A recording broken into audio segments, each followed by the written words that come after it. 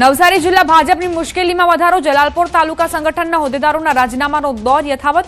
તાલુકા સંગઠનના પ્રમુખ હિતેશ પટેલે કમલમ જઈને હોદ્દા પરથી રાજીનામું આપ્યું. જિલ્લા ભાજપ સંગઠનના માળખામાં મહામંત્રી પદની અપેક્ષા પૂર્ણ ન થતા કાર્યકરોમાં રોષ. જલાલપોરને જે એક મહામંત્રી જોઈતો હતો જિલ્લામાં, એ નહીં આપવા પાછળના લોકોની નારાજગી અને એના લીધે ઇવન મારા સંગઠનમાં હું ખાલી એકલો જ બાકી હતો આજની ડેટમાં રાજીનામું આપવામાં, અને સંગઠન કમ્પ્લીટલી બધાએ જ રાજીનામું આપી દીધું છે અને હજુ પણ લોકો રાજીનામું લઈને બેઠા છે. હવે આદમી પાર્ટીમાંથી રાજીનામું આપનાર રાજુ કરપડાને કોંગ્રેસે આમંત્રણ આપ્યું છે. રાજુ કરપડાને લઈને કોંગ્રેસ કિસાન સેલના પ્રમુખ પાલ આંબલિયાનું મોટું નિવેદન. રાજુ કરપડા સાથે મારી મુલાકાત થઈ છે. રાજુ કરપડાને કોંગ્રેસ જોઈન કરવા માટે વિનંતી કરી છે. હવે રાજુ કરપડાએ નક્કી કરવાનું છે કે ક્યાં જવું. પાલ આંબલિયાનું કહેવું છે કે રાજુ કરપડા સાથે મુલાકાત કરીને ચર્ચા પણ કરી છે. રાજુ કરપડા ખેડૂતો માટે સતત લડતા આવ્યા છે. જ્યારે આમ આદમી પાર્ટીમાં જોડાયા એની પહેલાં અમારી સાથે જ રાજુભાઈ કામ કરતા હતા. ત્યારથી અમારા સંબંધ છે, એટલે મિત્ર ભાવે હું એમને ગઈકાલે મળવા પણ ગયો હતો. અને મેં સ્વાભાવિક છે કે જ્યારે હું મળવા જાઉં છું તો મેં રાજુભાઈને આમંત્રણ પણ આપ્યું છે કે જો તમારે લડાઈ જ કરવી હોય અને ખેડૂતો માટે સતત લડવું હોય તો કોંગ્રેસ પક્ષમાં તમારું સ્વાગત છે. કે મેં એમને કહ્યું કે જો ભાજપમાં જશો તો ઓલરેડી તમે અત્યાર સુધી જેની સામે સતત લડ્યા છો એ ભાજપ સામે લડ્યા છો, અને એની જગ્યાએ કોંગ્રેસમાં તમે આવશો તો જે તમારી લડાઈ હતી એ લડાઈને તમે વેગ આપી શકશો, એને બળ આપી શકશો. એણે ના પણ નથી પાડી, હા પણ નથી પાડી. રાજુ કરપડાએ શું નિવેદન આપ્યું છે તે પણ સાંભળી લઈએ. પાલભાઈ મને સ્વાભાવિક છે આમંત્રણ આપે, પણ મારી એ વાત છે કે આવનાર સમયમાં જોશું, વિચારીશું. પાર્ટી જોઈન કરવા વાળો વિષય અત્યારે કોઈ છે નહીં. બસ આવ્યા, મિત્રતાના ભાવથી ચર્ચાઓ થઈ.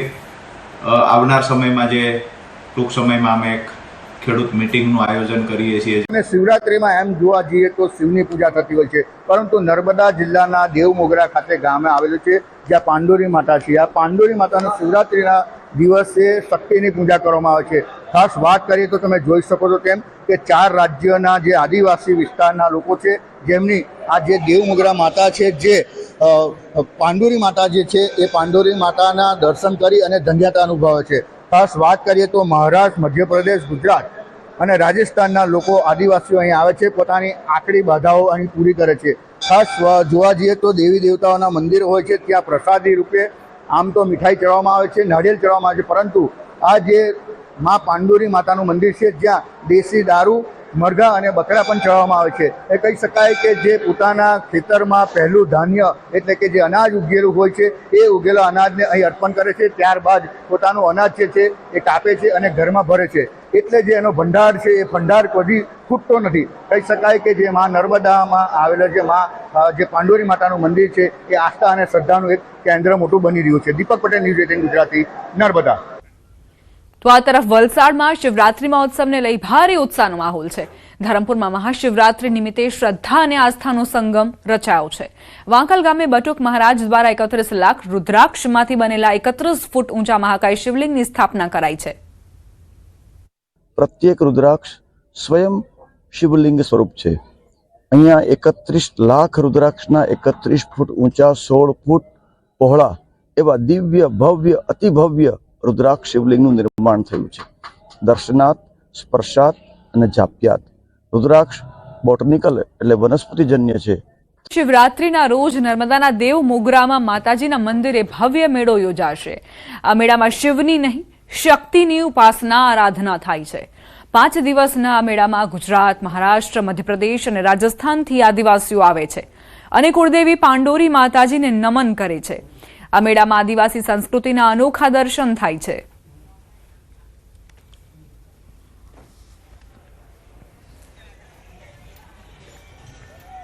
અમે મોરાંબા ગામથી પગયાત્રા આવેલા છે દેવમોગરા. અમારી કુળદેવી છે આ. હા, અને અમે 30 જણા છે પગયાત્રા આવેલા છે. ટ્રેક્ટર લઈને આવેલા છે અમે. ના, અમે ફુલહાર ને નારિયેળ લઈ આવેલા છે. અમે બકરાનો હો ભાત રાખે અને કુકડાનો હો. જૂનાગઢમાં મહાશિવરાત્રીના મેળાનો માહોલ જામ્યો છે, જેમાં વિદેશીઓ પણ હાજર થયા.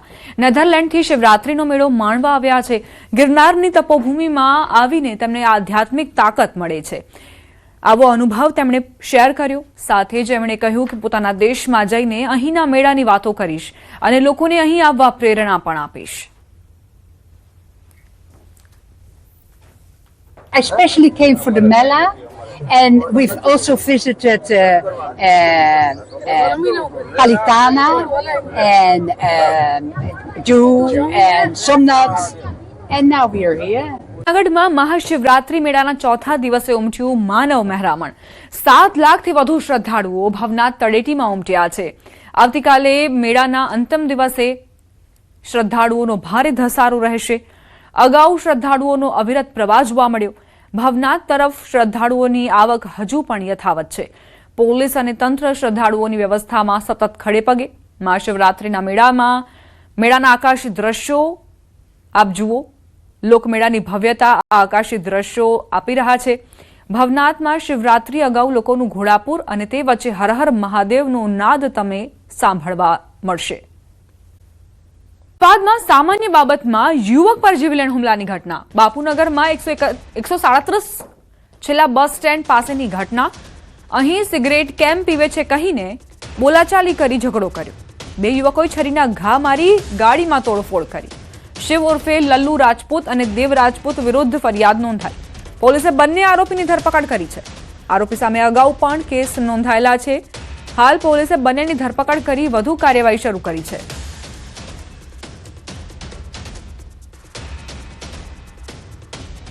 અહીંયા સિગરેટ ઉભા કેમ પીવો છો એ બાબતે બબાલ કરી અને છરી વડે હુમલો કરેલો. અને એ દરમિયાન દેવ રાજપૂતે રોહનને છાતીના ડાબા ભાગે અને જમણા પગના સાથળના ભાગે ઈજાઓ કરેલી. તેમજ શિવકુમાર ઉર્ફે લલ્લુ છે, એણે રવિને માથાના ભાગે છરીથી ઈજાઓ કરેલી છે, જીવલેણ હુમલો કરેલો છે. અને આ બાબતે બાપુનગર પોલીસ સ્ટેશનમાં BNSની કલમ 109, 118(1), 115(2) વગેરે મુજબ ગુનો રજીસ્ટર કરવામાં આવ્યો છે. બંને આરોપીઓને રાઉન્ડ અપ કરી લેવામાં આવ્યા છે. ભાવનગર શહેરમાં નાયબ મુખ્યમંત્રી હર્ષ સંઘવીએ 50 બસને લીલી ઝંડી આપી. પ્રધાનમંત્રી નરેન્દ્ર મોદી કાર્યક્રમમાં વર્ચ્યુઅલી જોડાયા. પ્રથમ તબક્કામાં શહેરના 8 રૂટ પર આ 50 બસ સેવા શરૂ કરવામાં આવશે. નિયમિત થયા બાદ નવા રૂટનો ઉમેરો કરવામાં આવશે. ₹24 કરોડના ખર્ચે ગુજરાતમાં સૌથી પહેલો બસ ડેપો તૈયાર કરાયો. બસ મુસાફરીની યાત્રાને આરામદાયક અને સુરક્ષિત મુસાફરીનો અનુભવ કરાવશે. સેન્ટ્રલ એસી બસ 25 મુસાફરોની બેસવાની ક્ષમતા ધરાવે છે. સુરક્ષા માટે બસમાં 5 CCTV કેમેરા લગાવવામાં આવ્યા છે. દિવ્યાંગો માટે ટ્રાયસિકલ સાથે ચડવા માટેની ખાસ વ્યવસ્થા કરાઈ છે. ઓટોમેટિક દરવાજાથી મુસાફરોની સુરક્ષામાં વધારો થાય છે. બસ મહત્તમ 75 કિલોમીટરની ઝડપે દોડી શકશે. મહાનગરપાલિકા દ્વારા બસનું ભાડું ₹5 થી લઈને ₹20 સુધી નક્કી કરાયું છે.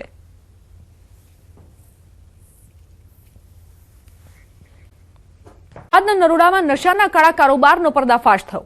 ક્રાઇમ બ્રાન્ચની ટીમે 400 કિલોથી વધુનો ગાંજાનો જથ્થો જપ્ત કર્યો. ડુંગળીના જથ્થાની આડમાં ગાંજાની હેરાફેરી કરતી હોવાનો પર્દાફાશ. બોલેરોમાં બોક્સમાં છુપાવેલો કરોડોનો ગાંજો જપ્ત કર્યો. ત્યારે આરોપીની પૂછપરછમાં ખુલાસો થયો. આરોપીઓને આ ગાંજો પહોંચાડવા માટે ₹50,000 આપવાનું નક્કી થયું હતું. મહારાષ્ટ્રથી ગાંજો મોકલવામાં આવ્યો હતો. આરોપીઓની પૂછપરછમાં અનેક ખુલાસા થવાની શક્યતા છે.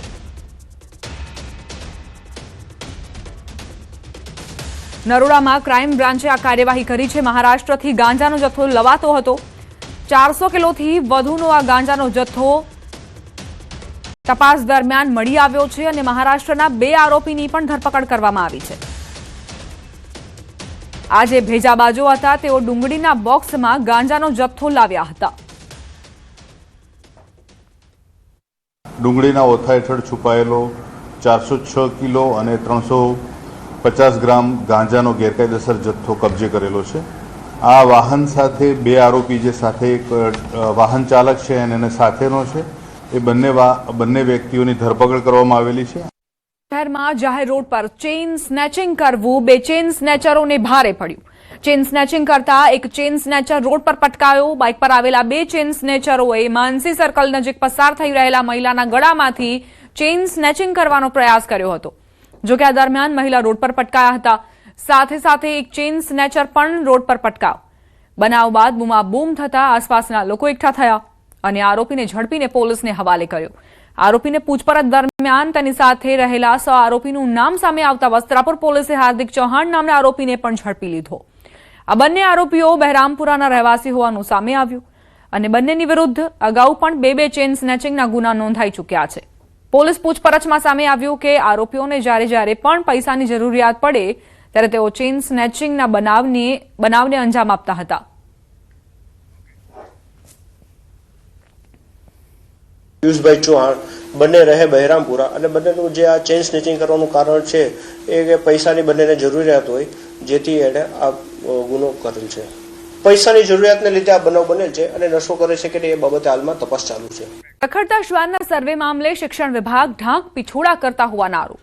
ધારાસભ્ય કિરીટ પટેલે વિડીયો બનાવી શિક્ષણ વિભાગના રદિયાને ખોટો ગણાવ્યો. કિરીટ પટેલે કહ્યું કે શિક્ષણ વિભાગ એ સ્પષ્ટ કરે કે શ્વાનનો સર્વે કેવી રીતે કરવા માંગે છે. શ્વાન સફેદ છે કે કાળો છે, કરડે છે કે નથી એ સરકાર જાણવા માંગે છે.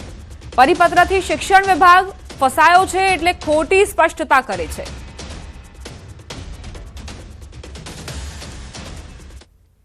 કૂતરાના સર્વેની કામગીરી બાબતે જે રદિયો આપ્યો છે અને એમાં કહ્યું છે કે અમે શૈક્ષણિક કેમ્પસની અંદર શિક્ષકોને કૂતરાઓનો સર્વે કરવાની કામગીરી સોંપી છે. પરંતુ આ કૂતરાઓનો સર્વે કરવાની કામગીરી એટલે શું? કૂતરાને 2 પગ છે કે 4 પગ છે, કૂતરો સફેદ છે કે કાળો છે, કૂતરો કરડે છે કે નથી કરડતો, આ બધી કામગીરી. એટલે શિક્ષણ વિભાગે સ્પષ્ટ કરવું જોઈએ કે આ સર્વેની કામગીરી એટલે શું અને સર્વેની કામગીરી શિક્ષકોને શા માટે સોંપવામાં આવે. સરકારે આના માટે કોઈ બીજી વૈકલ્પિક વ્યવસ્થા કરવી જોઈએ. એટલે આ પરિપત્ર કરી અને મને લાગે છે કે શિક્ષણ વિભાગ એ ફસાયો છે. તો આ તરફ શિક્ષણ જગતને શર્મસાર કરતી વધુ એક ઘટના. નડિયાદની પ્રાથમિક શાળાનો આચાર્ય મહિલા સાથે હોટલમાંથી ઝડપાયો. બાળકનું એલસી આપવા માટે માતાને હોટલમાં બોલાવી હતી. ઇન્ચાર્જ આચાર્ય કિરીટસિંહ ઝાલાએ મહિલાને જબરદસ્તી હોટલમાં બોલાવી. બજરંગ દળના કાર્યકરોએ આચાર્યને મહિલા સાથે પકડ્યા. હોટલમાંથી સ્કૂલના એલસીની આખી બુક મળી. પોલીસે સમગ્ર મામલે વધુ તપાસ હાથ ધરી છે.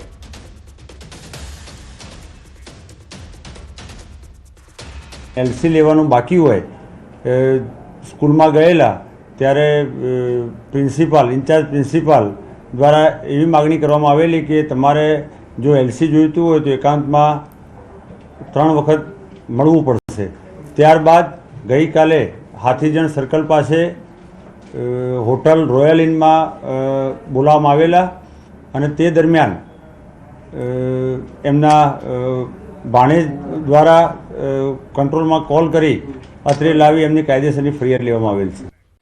શિક્ષણ જગતને કલંકિત કરતી ઘટના બની છે, જ્યાં અમીરગઢ તાલુકાના ખજુરિયા પ્રાથમિક શાળાના શિક્ષક નશાની હાલતમાં ઝડપાયા. ગામના લોકોએ નશાખોર શિક્ષક રાજકુમારને શાળામાં રંગે હાથ પકડી પાડ્યો અને પોલીસને જાણ કરી. પોલીસે ઘટના સ્થળે પહોંચી વધુ કાર્યવાહી શરૂ કરી. આ સમગ્ર ઘટનાનો વિડીયો સામે આવતા કડક કાર્યવાહીની માંગ ઉઠી છે.